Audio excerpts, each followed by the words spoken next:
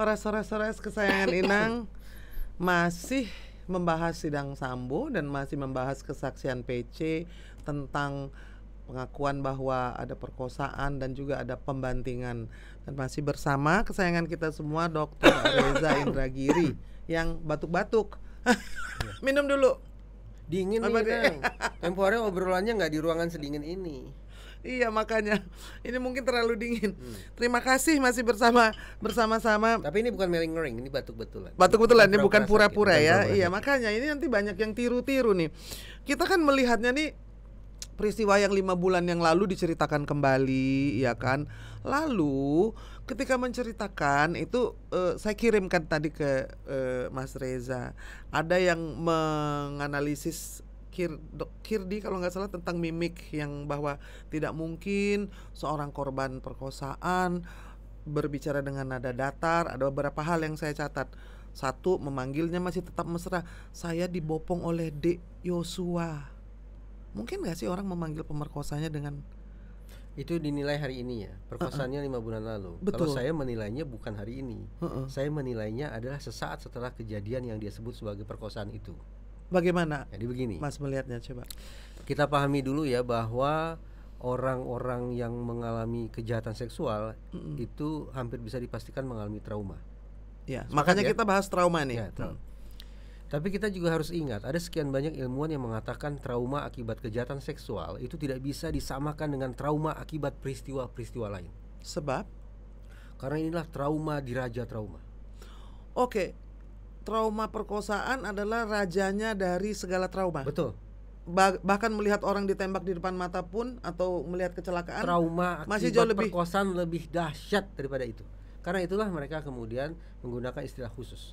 Kalau istilah umumnya adalah post trauma stress disorder kan, gangguan stres pasca trauma. disebut PTSD. Ya. Tapi ilmuwan-ilmuwan yang menganggap trauma akibat kejahatan seksual alias perkosaan itu lebih dahsyat menggunakan istilah khusus, RTS. Yaitu Rape Trauma Syndrome. Oke, Sampai jadi dia berdiri sespesifik sendiri itu. ya. Sespesifik itu. Ya, ya. Sespesifik itu. Rape Trauma Syndrome. Berarti kan sekali lagi, jangan pernah samakan trauma akibat perkosaan dengan trauma akibat peristiwa-peristiwa lain. Karena efek guncangannya niscaya ampun seampun-ampunnya. Kurang lebih seperti Seumur hidup itu ya, bisa kita lifetime-nya. bayangkan begitu ya. Nah, kemudian kita bahas lantas proses pemulihannya bagaimana ini? Orang-orang yang sudah mengalami perkosaan ini. Sekali lagi Inang, saya tidak sedang bicara trauma secara umum, tapi trauma akibat perkosaan. Yang tadi RTS ya. Ya. Ada rape trauma syndrome nih kesayangan Inang bahwa PTSD itu yang juga dianggap sangat berat. Ini lebih berat lagi. Khusus karena menyangkut organ intim, batin, jiwa, Harkat martabat kemanusiaan. harkat dan martabat seorang perempuan. Ya. Oke. Silakan Mas Reza. Kenapa berarti RTS ini menjadi Tadi saya sangat katakan ya itu mengerikan sudah ya, jelaskan sudah. itu ya, multidimensional efeknya. multidimensional. Nah, proses pemulihannya khusus bagi korban-korban perkosaan ini juga melewati tahap-tahap tertentu. Yaitu Ada 3 tahap secara umum. 3 ya. Ya, tahap pertama adalah bagaimana korban ini mengatasi rasa takutnya terlebih dahulu. Itu pertama. Oh iyalah, tidak bisa melakukan apa-apa karena saking takutnya. Jadi tahap pertama untuk proses pemulihannya adalah bagaimana seorang korban bisa mengatasi rasa takutnya. Berat loh itu nanti. Berat sekali. Tidak mau ketemu orang, tidak mau bicara ya kan. Ya. Tidak mau, mungkin juga tidak mau keluar ruangan sama sekali. Pokoknya takut gitu. Jadi serba takut. Karena barangkali orang yang selama ini dia percaya, orang yang selama ini dia anggap anak, ajudan, berarti kepercayaan kan?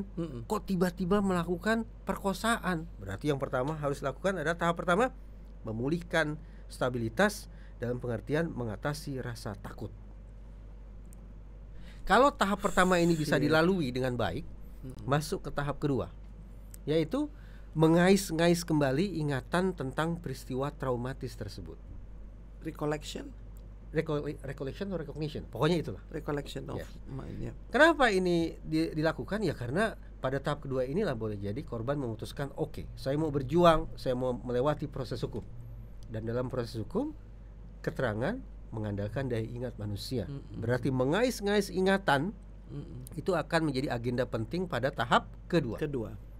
Setelah mengatasi rasa takut Kalau tahap kedua juga berhasil dilalui dengan baik, baru masuk ke tahap ketiga.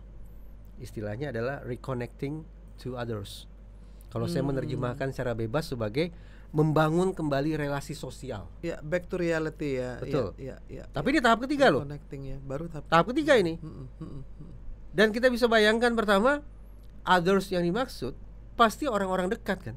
Orang-orang yang dipandang akan bersimpati, orang-orang yang diyakini akan memberikan pertolongan, memberikan dukungan.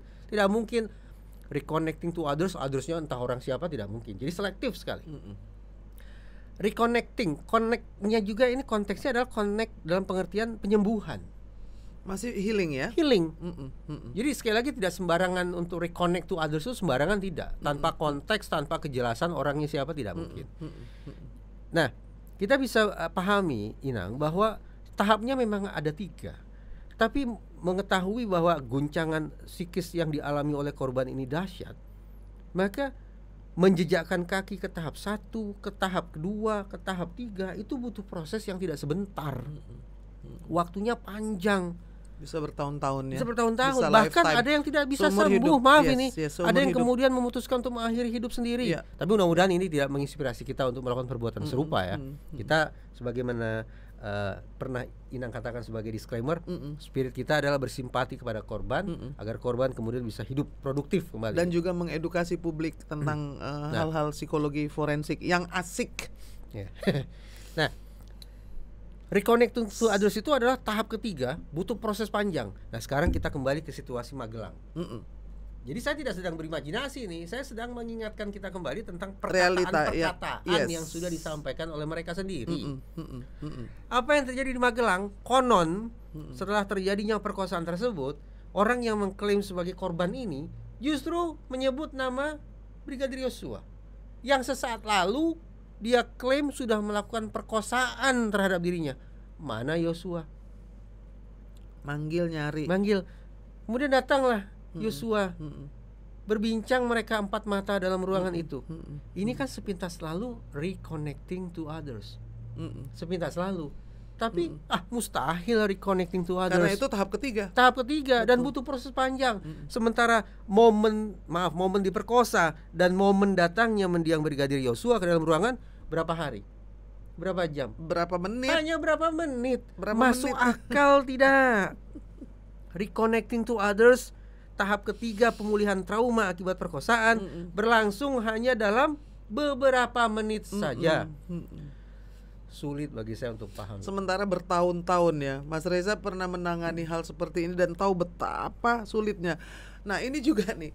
Saya kebetulan Inang pernah menjadi anggota World Society of Victimology, masyarakat dunia yang punya kepedulian terhadap korban. Jadi terus terang saya agak dongkol gitu ya ketika ada narasi-narasi korban kejahatan seksual, tapi kemudian kalau kita simak perkataannya, kita amati tindak tanduknya, jauh dari kesan sebagai korban. Jauh dan tidak ada. Kita tuh sudah pernah, kesayangan Inang nih sering sekali satu forum di TV bersama dengan Dr. Reza dan membahas hal yang sama. Dari awal tidak ada ciri-ciri dari seorang victim pada PC. Waktu nongol di Makobrimob memperkenalkan diri, beliau mengatakan nggak mungkin orang yang trauma. Saya Irma Huta Barat, saya datang ke sini, nggak mungkin korban perkosaan ngomong seperti kecuali itu. Dia penyintas. Ya, penyintas yang mau berjuang. Itu semangat berjuang, jadi menyemangati dunia. Wahai dunia, jangan pernah takut. Buka topengmu, lawan itu. Betul. Tapi gestur PC ketika di depan Makobrimob penyintas atau bukan? Bukan. Bukan. Berderai air mata. Self pity. Nah ya, itu bukan penyintas. Gini. Itu korban. Iya. Korban kok menyebut namanya tuh. Iya. Korban kebohongan sendiri. Korban karang-karang sendiri jadinya. Oke, jadi tidak mungkin tidak melalui tahapan mengatasi rasa takut, mengais-ngais kenangan yang tidak enak itu, baru bisa ketemu dengan orang lain. Reconnecting with others tuh orang dekat tadi menurut yang bisa dipercaya Mas Reza. Itu biasanya keluarga langsung ya, keluarga langsung atau mungkin dokter. Mungkin dia ketemu anaknya tidak mau, ketemu suami tidak mau, ketemu orang-orang tidak mau karena merasa kotor merasa hina merasa teraniaya, macam-macam lah. Mixed emotion dan ya kan. Takut untuk dijahati lagi. Ada ketakutan itu ya. Ada takut untuk dijahati lagi. Nah ini juga tidak ada sama sekali tuh dalam gesture-nya PC ya. Dari apa yang saya saksikan selama ini di media, perkataan dan tindak tanduk PC itu memang jauh dari profil korban. Rambutnya mengkilat terus, dandannya rapi terus. Pernah ngomong kalau nggak salah Mas Ray bilang nggak mungkin bisa berdandan rapi memperhatikan ini karena yang di dalamnya masih belum pulih ya. Yeah. Butuh waktu ya. Butuh waktu. Barangkali yang diinginkan saat ini adalah saya hanya ingin diam sendirian, mungkin juga meratapi nasib. Syukur-syukur ada yang mau mengetok pintu dan orang itu saya pandang sebagai orang yang bisa saya percaya. Nah, tapi jangan sampai orang yang mengetok pintu adalah orang yang saya sebut sudah memerkosa diri saya gitu. Iya. Dan itu juga kemarin dari kesaksian ya, bagaimana bisa menyebut nama orang yang katanya pelaku dengan mesra. Dek Yosua, saya ditemani oleh Dek Yosua waktu mengantar ke Magelang. Waktu anak pertama saya masuk, yang ada di sana adalah saya dengan Dek Yosua dengan anak. Nah itu kayak mungkin gak sih? Kalau Inang apa yang akan Inang sebut? Saya teringat itu laki-laki laknat itu. Saya tidak akan mungkin menyebut namanya. Apalagi Dek. Apalagi pakai Dek. Jadi perempuan yang udah disakiti gini deh, kesayangan Inang ada mungkin yang punya mantan pacar, mantan suami, disakiti hati, menyebut namanya saja ini ngilu nih hati nih. Sebagai seorang perempuan ya, kalau bisa dia itu laki-laki laknat itu, binatang ya itu, si bajingan itu sih. Kebun binatang itu bisa berkeluaran. Tapi maafkan, ini manusia dong, normal. Kalau nggak boleh ngomong kasar, orang diperkosa kok, masa nggak boleh ngomong kasar? Menurut dokter Reza tidak ada yang lebih laknat dan tidak ada trauma yang lebih mengerikan ketimbang dari rape traumatic syndrome.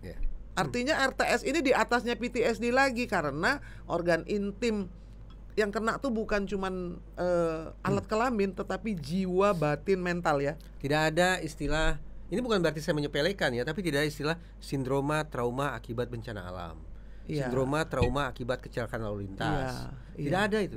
Tapi yang satu ini ada, sindroma trauma akibat perkosaan. Serius sekali kan itu. Karena itu alat intim itu adalah merupakan ruhnya dari seorang wanita ya kan. Ketika itu dirusak, maka tidak mungkin bisa menyebut nama yang merusak itu dengan panggilan Dek Yosua. Minta ngomong juga Yos. Jadi kadang-kadang dia bilang waktu menyetrika, iya nggak usah Yos. Loh, menyebut namanya tuh dengan santai, dengan lancar. Tidak ada beban ini. Nggak ada beban. Kan ditanya, hakim tanya, apa iya ajudan disuruh menyetrika? Enggak, kebetulan saat itu karena tidak ada orang, jadi saya menyetrika. Lalu kemudian Yosua datang melihat, menawarkan, jangan ibu. Terus saya bilang, nggak apa-apa Yos. Loh, dalam menceritakan, dalam recollection. Nah kembali tadi ya, berarti ini kan nomor 2 ya, recollection, mengais-ngais ingatan. Kenapa ingatan yang indah? Kenapa ingatan menyebut nama dengan santai dan mesra seperti orang yang memang bekerja, seperti saya menyebut kameramen, menyebut orang-orang yang saya sayangi? Itu nggak masuk akal kan Mas? Ya tadi katanya ini jahat, tapi kok sapaannya hangat gitu. Nah, katanya jahat tapi sapaannya hangat. Bagus tuh rimanya tuh. Saya emang suka main rima.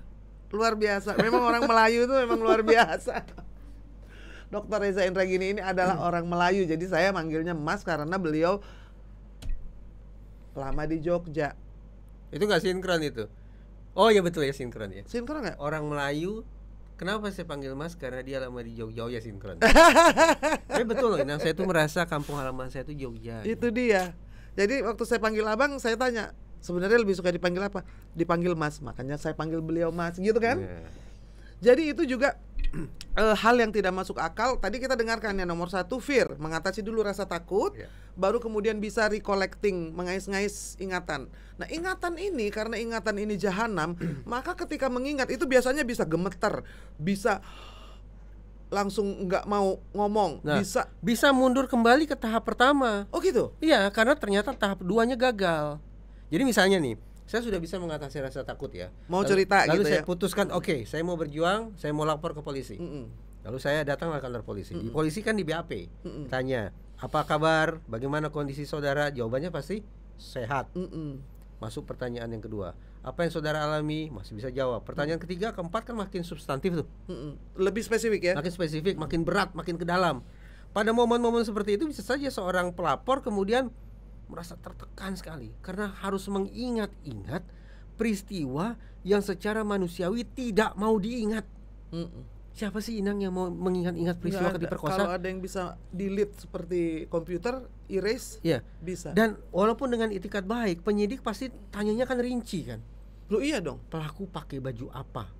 Saudara pakai baju apa? Sedang berada di posisi mana? Nah, itu kan sangat rinci, kan? Berdiri, duduk, berbaring, Iya, ditanya. sangat rinci kan? Ya karena polisi butuh kerincian Betul, itu. betul. Jadi tidak bisa pertanyaan-pertanyaan umum. Dan itu tidak pernah dilakukan. Laporan itu tidak pernah ada. Nah, sayangnya korban dalam kurung pelapor pada pertanyaan-pertanyaan yang semakin spesifik semacam itu belum tentu kuat.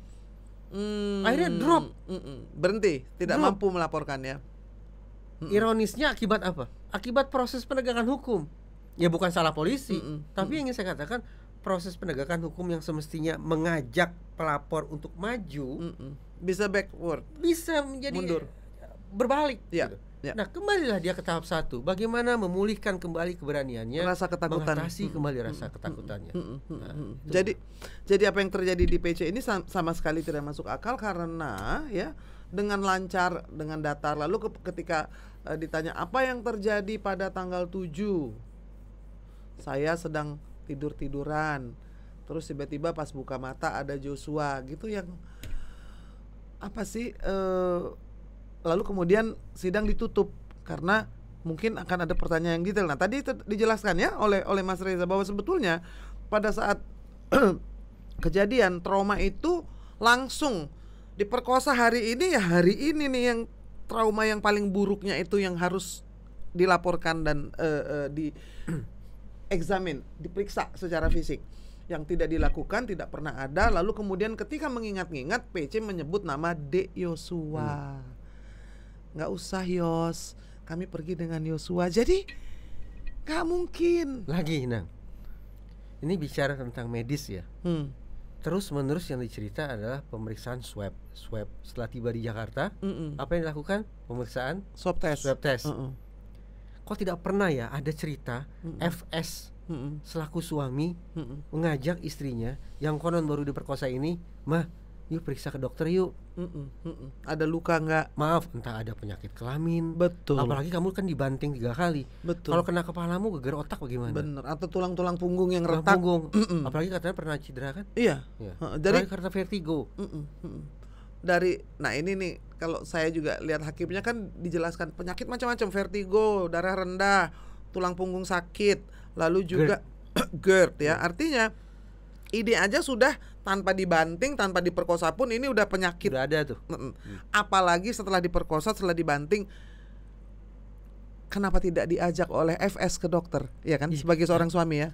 Nggak ada Gimana empati caranya ya? Cek saja. Jadi nanti kan akan ada pemeriksaan terhadap terdakwa FS kan? Mudah-mudahan hakim meluangkan waktu tanya ya. Jadi saudara, paling tidak seminggu setelah kejadian lah, sampai seminggu setelah kejadian. Seminggu aja deh, nggak usah bicara sebulan, nggak usah bicara berbulan-bulan.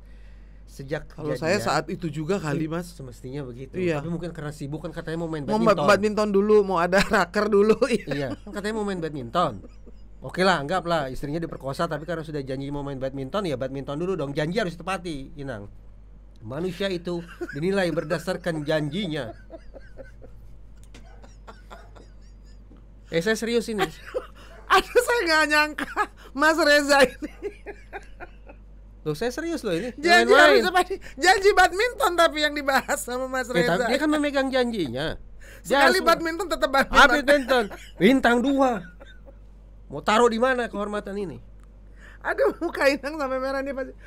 Janji badminton itu harus ditepati. Harus. Walaupun istri menangis-nangis habis diperkosa. Ya, makanya saya katakan Dibanting. ya seminggu deh. Dibanting 3 Setelah kali. main badminton, saudara apa yang saudara lakukan? Beli shuttlecock, ganti senar raket, jangan-jangan begitu, jangan-jangan.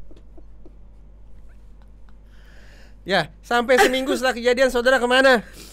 Coba. Aduh, saya nggak nyangka loh Mas Reza bisa lucu. Itu sih Pasar Ibu. Ada nggak yang lebih lucu dari janji harus ditepati karena saya sudah janji badminton maka saya harus badminton. Aduh. Iya. Lupa bawa istri ke dokter. Itu sampai seminggu ke klinik, ke puskesmas, ke posyandu.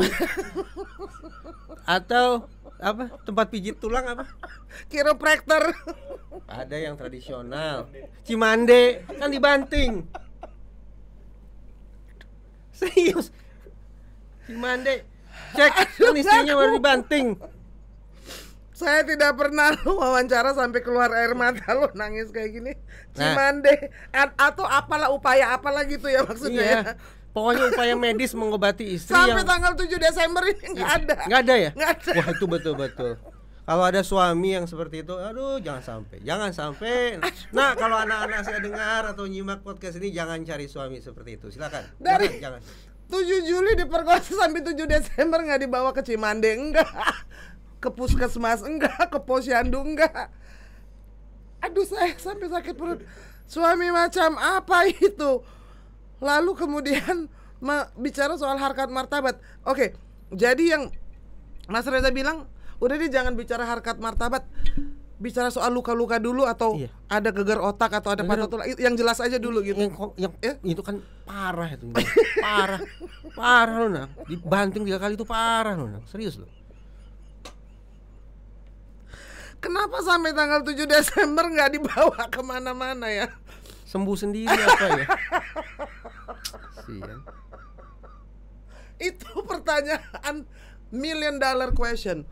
Kenapa FS sampai hari ini sampai pada memberi kesaksian 7 Desember, kejadian 7 Juli itu tidak membawa sama sekali ke Cimande atau dokter tulang. Keberpihakan kita pada korban ini di mana ini? Kalau kesimpulan saya itu karena absen empati. Atau ya. Putus rasa. Kalau saya mau bicara lebih lanjut lagi, udah nggak ada rasa. Jadi kalau retorika cinta pertama saya dari SMP, cinta pertama dari Hong Kong, kenapa nggak dibawa ke dokter? Udah tahu dibanting-banting, diperkosa, gitu loh. Cinta itu kan bukan di kata-kata. Kalau kita mencintai orang, kita akan menjadi sangat khawatir ketika dia 1 sakit, 2 dianiaya orang.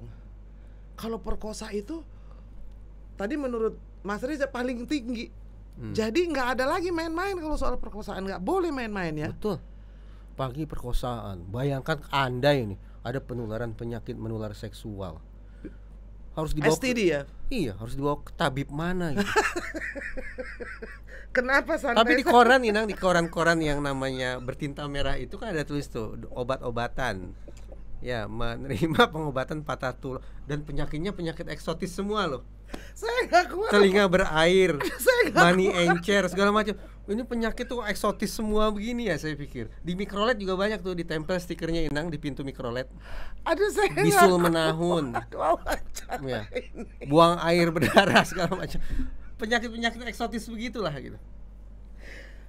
Aduh. Penyakit disebabkan perkosaan bisa macam-macam ya Mas ya. Ya kan tadi kan komplikasi. STD. Ada GERD alias penyakit lambung, penyakit pencernaan, cedera tulang akibat bantingan, darah rendah. Lalu juga vertigo. Ini yang selaku aktivis perempuan tidak ingin menjenguk gitu. Loh, Banyak banget penyakitnya. serius, saya tanya tentang penyakit malah ketawa. Katanya tadi loss of empathy. Abang Mas Reza, saya tuh pernah jadi ketua LKBHPK. Nah, bareng dengan Profesor Saparina Sadli. almarhumah guru saya itu. Guru saya juga, mentor saya, dan beliaulah yang bersama saya membuka tempat untuk memeriksa perempuan harus dengan Polwan. Kita yang memperjuangkan waktu itu. Waktu itu kita dikasih kantor di Cibulan, wapresnya namanya Hamzahas. Tahun berapa tuh? Oh, zaman ya oke. Saya sama Ibu Sap, dan saya diajak oleh Nuke Suwoto Sukendar meneruskan. Jadi itu ada namanya LKBH IUWK. Saya singkat untuk wanita dan keluarga, tapi saya jadi PK untuk perempuan dan keluarga. Tadinya Buya Hamka yang bikin di Al-Azhar. Oke. Untuk ibu-ibu Al-Azhar. Lalu kemudian waktu itu ketuanya ada Ibu Nuke Suwoto Sukendar yang kewalahan. Datanglah ke saya di ICW waktu itu. Ibu Sap yang minta, ini harus orang seperti Irman nih yang mimpin supaya kita bisa maju, supaya bisa jalan. Saya pimpinlah itu, Mas, selama beberapa tahun. Dan memang yang kami hadapi adalah domestic violence. 75%, 75% dari pengaduan yang KDRT. masuk adalah KDRT. Ya. Istri-istri juga merasa diperkosa oleh suaminya, itu banyak ternyata. Ketika sedang tidak mau, dan itu mengakibatkan luka, lecet, sakit. Itu bukan orang lain, apalagi orang lain. Artinya bahwa yang pertama kali dilakukan adalah membawa ke dokter. Jadi benar yang dikatakan oleh Mas Reza tadi. Lalu juga soal trauma itu, kita waktu itu ada psikolog karena Nuke kan psikolog ya, ada psikolog yang pernah menjadi klien kemudian membantu, lalu perempuan-perempuan yang pernah menjadi klien akhirnya jadi pekerja volunteer. Karena tadi kan konteksnya Mas Reza bilang kenapa nggak menengok. Iya. Banyak yang lain yang mau ditengok. Kita pergi ke narapidana perempuan nanti kalau sudah di Tangerang. Jadi tiap hari Selasa kita datang. Ada perjuangan yang sudah berhasil bahwa perempuan yang diperiksa oleh polisi laki-laki itu biasanya juga kena sexual harassment. Iya. Itu zaman Orba dulu. Jadi ketika mereka jadi korban, mengadu 2 kali jadi korbannya. Iya, kebayang. Maka dibuatlah untuk perempuan dan anak terpisah, harus polwan yang BAP, polwan yang periksa badannya, polwan yang bawa ke dokternya, polwan yang boleh menyentuh dan memeriksa si perempuan yang menjadi korban itu, atau tersangka sekalipun. Nah, Inang tidak mau gitu, misalnya besok gitu datang ke rutan menjenguk. Suaminya aja nggak ngajak ke dokter dia. Oh gitu ya. Iya dong. Kalau suaminya mengatakan bahwa ini cinta pertama saya dan saya terganggu harkat dan martabat keluarga, maka klaim itu gugur jadi tidak laku. Karena menurut Mas Reza nggak mungkin suami nggak nanya, mah dokter yuk, puskesmas yuk, Cimande yuk, sampai ngakak saya, yang tidak dilakukan sampai hari ini. Nah ada satu lagi Mas, ketika telepon ke Magelang, apa panggil Kapolres atau apa? Jawabannya nggak usah Pak, keadaan sudah tenang. Itu apa ya maknanya ya Mas? Nggak tahu saya, nggak ngerti saya. Tadi kalau dari cerita Mas Reza tuh gawat banget gitu loh. Udah badan luka-luka, mesti fear dulu diatasi, ini terus tiba-tiba bisa memberikan biasanya consolation loh. Yang diperkosa itu menenangkan suaminya. Biasanya mungkin korban itu dipaksa diam kan. Kamu diam, ini bawa malu misalnya. Tidak, saya pikir terlalu kecil lah kemungkinan ada korban yang memilih untuk saya tidak mau cari pertolongan karena menganggap sudah selesai, ini sudah tenang. Kok malah seolah-olah santai gitu ya. Karena masih dipanggil ke kamar juga. Pulang juga berbarengan kan? Pulang berbarengan, lalu juga waktu di Saguling PCR bareng. Yang lebih ngeri lagi apa? Isoman bareng Mas. Di 46 gitu. Jadi kalau saya bilang ini adalah berlapis-lapis kebohongan atau karangan-karangan yang dipaksakan.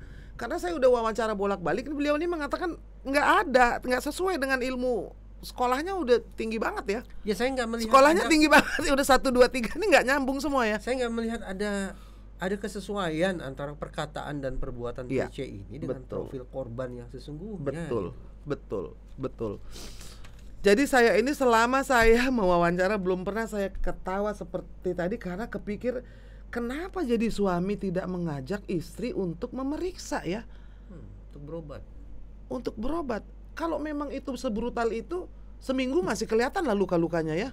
Yang maaf tidak usah lah pemeriksaan organ intim terkait perkosaan. Penetrasi itu ya. Yang luar dulu deh, banting, lebam-lebam pasti. Lebam-lebam, patah-patah, benjol segala macam. Kok tidak ada ya kabar tentang itu ya? Nggak ada. Nah, yang lebih seru lagi adalah PC ini bisa melakukan aktivitas seperti tidak ada masalah. Misalnya? Transaksi. terbuka ketika Ricky Rizal mengatakan atas perintah Ibu PC maka saya memindahkan 200 juta pada tanggal 11. 3 hari loh itu, Mas. Itu bukan hal yang gampang, harus telepon ke bank, harus menyuruh transaksi, harus dia yang mengotorisasi rekeningnya Joshua. Kita nggak ngomong soal itu, nanti kita perlu ada sesi sendiri tuh tentang TPPU. Tapi mungkinkah orang yang dengan trauma yang seperti Mas katakan tadi 1, 2, 3, fear dulu, recollection, baru kemudian reconnecting itu udah healing terakhir. Oke. Itu nggak mungkin kan, Mas? Jangankan memikir duniawi. Sebagian korban kejahatan seksual justru memilih untuk meninggalkan dunia kan gitu. Lebih cepat lagi. Iya, makanya. Kenapa? Saking beratnya penderitaan mereka. Iya. Apalagi kalau kemudian urusan duniawinya menyangkut hitung-hitungan angka, rupiah dan seterusnya, itu kan melibatkan proses berpikir yang tidak ringan. Nggak masuk akal. Padahal tadi agenda pertamanya apa? Memulihkan ketenangan, mengatasi rasa takut. Fear. Jadi seluruh fear management. Tengkoraknya itu kita bayangkan penuh dengan Ketakutan gitu. Ketakutan, tapi ketakutan, kemarahan, kebencian, kejijian, termasuk terhadap diri sendiri loh. Iya ya. Bukan hanya ke orang lain tapi ke diri sendiri. Oh, itu bahaya ya kalau dijijik. Maka tadi saya katakan, jangankan memikirkan urusan duniawi. Ada korban-korban yang justru berpikir tentang bagaimana meninggalkan dunia lebih cepat lagi. Saking beratnya penderitaan mereka pasca dijahati secara seksual.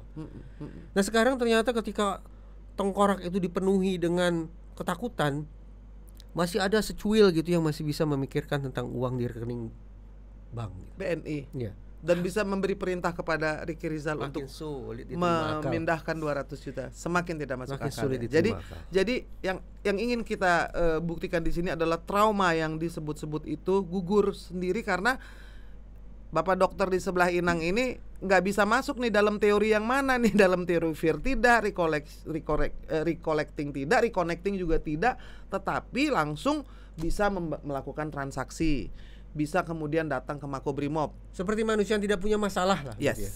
Jadi sebetulnya seperti manusia yang tidak punya masalah karena sebetulnya tidak ada masalah.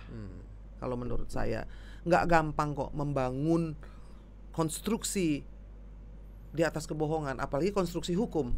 Ada sekian banyak penelitian yang simpulannya begini, membuktikan malingering itu susahnya bukan alang kepalang.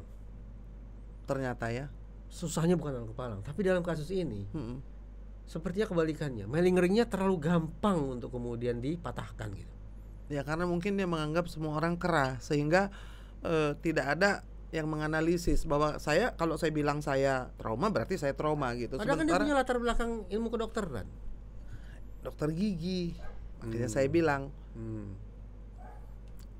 kalau dia dokter gigi tetapi tidak bisa membedakan antara pelecehan dan perkosaan, itu kuliahnya di mana? Karena dari definisi kata-kata itu sendiri berbeda gitu. Dan tadi saya belajar nih bahwa RTS, rape traumatic syndrome itu ternyata berat ya pemulihannya. Usul saya begini, usul konkretnya. Ini sekarang saya mencoba berempati nih supaya berimbang gitu.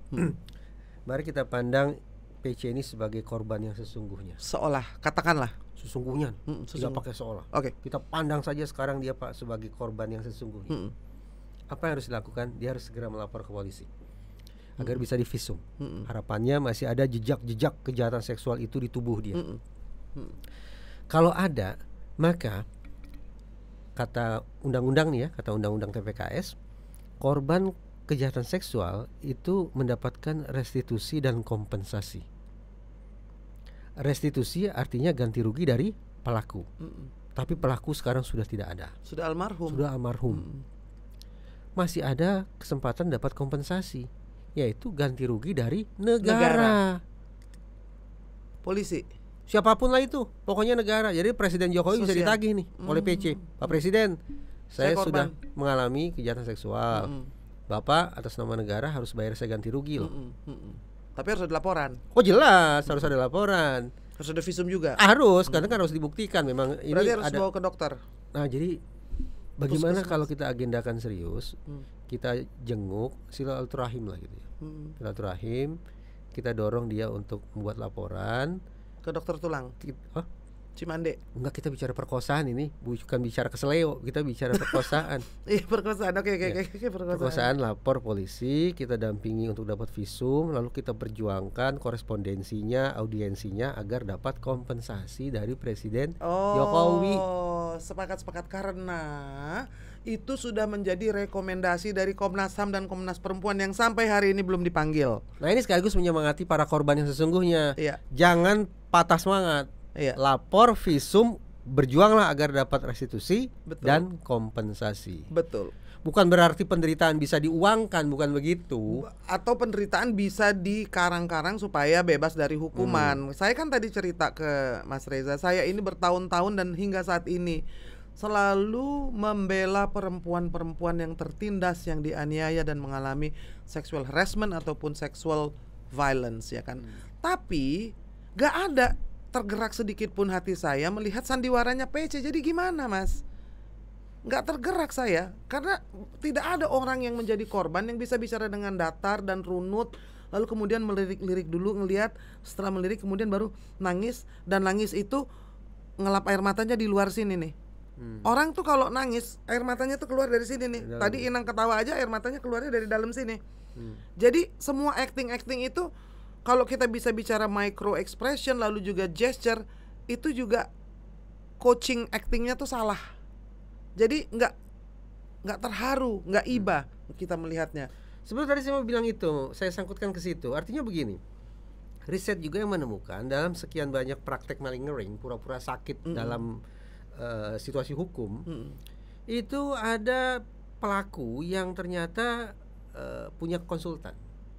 Konsultannya juga profesional, entah itu profesional medis, entah profesional psikologis yang memberikan input. Gini loh cara malingeringnya, begini. Iya, ingat dulu yang Mbak Pau ya, pura-pura sakit, pura-pura gegar otak. Nah, kalau ini disuruh pura-pura trauma. Nah, ini tapi kan tadi pura-pura traumanya dibantah sama Mas Reza sendiri. Orang trauma nggak ada yang memperkenalkan diri, orang trauma nggak ada yang bisa melakukan transaksi keuangan. Mas Reza bilang boro-boro ngurusin uang. Urusan duniawi. Boro-boro ngurusi duniawi. Iya. Maunya malah meninggalkan dunia lebih cepat lagi. Mau menyendiri dan memulihkan itu, mengatasi fear-nya dulu ya. Oke, jadi tahapan 1 saja itu kerja keras kan? Mengubah perilaku itu susah. Mengubah suasana hati lebih susah lagi. Iya, betul. Inang dalam kondisi marah, dalam kondisi sedih bisa dipaksa untuk tersenyum, betul tidak? Tersenyum, mengubah perilaku itu relatif bisa lah kita lakukan. Tapi apakah senyum itu serta-merta mencerminkan isi hati? Kan tidak. Apakah senyumnya membuat orang lain ingin tersenyum? Nah, kalau PC memang saya nggak lihat dia tersenyum. Apakah tangisan itu membuat kita jatuh iba? Enggak. Atau makin dongkol? Dongkol. Jadi bukan Mas Reza aja yang dongkol. Karena gini Mas, kalau dia ingin memberikan impresi ya bahwa dia adalah lemah, ya kan. Nah, sebutan korban saja saya bantah. Saya bilang, kalau ini dugaan antara dari pelecehan seksual menjadi perkosaan, ini belum menjadi kenyataan, belum terbukti yang tadi Mas Reza katakan. Berarti korbannya belum ada, diduga korban. Bagaimana pengacara dan juga suaminya bisa mengatakan istri saya korban, klien saya korban? Dari mana? Kalau ini dugaan yang tidak terbukti, si pelecehan atau kekerasan ini, maka si korban ini juga diduga korban. Iya dong Mas. Iya. Tidak boleh yang sini belum terbukti tapi ini sudah diklaim sebagai korban. Itu kan narasi-narasi yang dibawa. Nah, itu pun juga menurut saya adalah pemelintiran yang salah. Kalau saya ngelihatnya dari sisi tata bahasa pun salah. Karena kalau saya sebagai korban gitu kan, yang nggak ada peristiwanya karena belum dibuktikan. Iya dong Mas. Iya. Kenapa dibilang selalu oleh Febri Diansah dan FS, istri saya korban, klien kami korban? Itu apa? Itu framing. Pada dasarnya tanda petik wajar ya. Setiap pesakitan pasti akan mengembangkan strategi atau siasat agar lolos dari jerat pidana. Itu kan pasti. Betul, tetapi kan secara logika belum dibuktikan. Bodoh amat. Bodoh amat ya. Bodoh amat. Yang namanya pesakitan kan tidak disumpah. mumpung tidak disumpah, mau berkhayal kah, mau membual kah, memposisikan diri sebagai terserah. korban ya kan. Makanya majelis hakim kan sudah sampai pada titik seperti itu. Kalimatnya tajam-tajam semua ini. Iya, Terserah saudara mau ngomong apa. Itu kan keterangan saudara. Majelis punya penilaian sendiri. Wah. Jadi silakan lah. Iya. Mau pura-pura sakit, mau pura-pura apa segala macam, pada dasarnya bebas.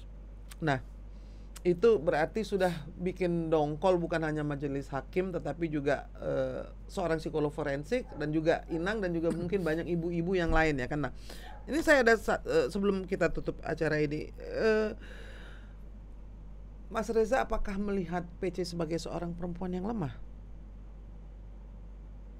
dalam kaitan dia bisa mengurus transaksi, dia bisa mengurus semua ajudan dan semua itu rekening dibuka atas nama dia loh, yang pergi ke Cibinong bukan FS. Saya PC. kan berulang kali mengatakan saya menduga kuat PC ini mempraktekkan malingering, pura-pura sakit. Malingering itu bukan penanda orang lemah. Betul. Malingering itu penanda bahwa dia orang sesungguhnya kuat, Lihai. dia berpikiran jernih, dia punya siasat, dia mengatur strategi, dia memobilisasi segala sumber daya agar bisa kemudian lolos dari jerat 340. Syukur-syukur tidak hukuman mati, siapa tahu hukuman seumur hidup. Kalaulah tidak hukuman seumur hidup, lebih baik lagi hukuman 20 tahun. Atau jangan-jangan majelis hakim bermurah hati, bebas murni. Apalagi kalau bukan ke situ arahnya. Iya. Jadi dengan Tapi saya lanjutkan sedikit. Ini dari satu sesi ke sesi berikutnya, sepertinya keyakinan hakim makin mengkristal nih. bahwa Dusta, bohong, dusta, bohong, dusta, bohong. Alhasil, alih-alih memberikan peringanan hukuman, justru hakim akan semakin teguh keyakinannya bahwa terdakwa kalau divonis bersalah harus diberikan pemberatan sanksi. Sudah mempersulit persidangan, berbelit-belit. mengutarakan kebohongan, berbelit-belit, melecehkan akal sehat majelis hakim, melecehkan rasa keadilan masyarakat, menghina-hinakan korban, tidak punya rasa penyesalan, komplit sudah. Komplit ya. Ada 7 tuh tadi poin yang Paling sudah sedikit. disebutkan. Iya makanya. Tambahan-tambahannya saya kalau begitu berarti kita bisa mengharapkan agar hakimnya bisa teguh dalam pendirian. Karena saya sendiri lumayan 50-50 gitu loh. Takut terlalu optimis. Karena kalau ekspektasi pasti saya nanti Jatuh. kuciwa. Iya, jadi saya ya antara percaya dan tidak percaya 50-50 lah. Boleh lah, ini untuk menyemangati majelis hakim ya. Betul. Bahwa bagaimanapun kesannya di atas angin ini, tapi tetap harus serius bekerja. Iya. Karena tetap ada warga negara yang skeptis. Yes. 50-50. Yes. Ya, demikianlah 50-50 ya. Kemarin Inang bilang enggak, hari ini 50-50 gitu. Setelah mendengar penjelasan dari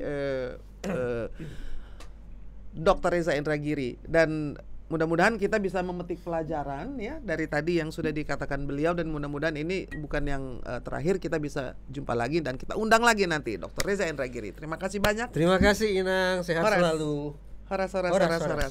Horas. Thank you.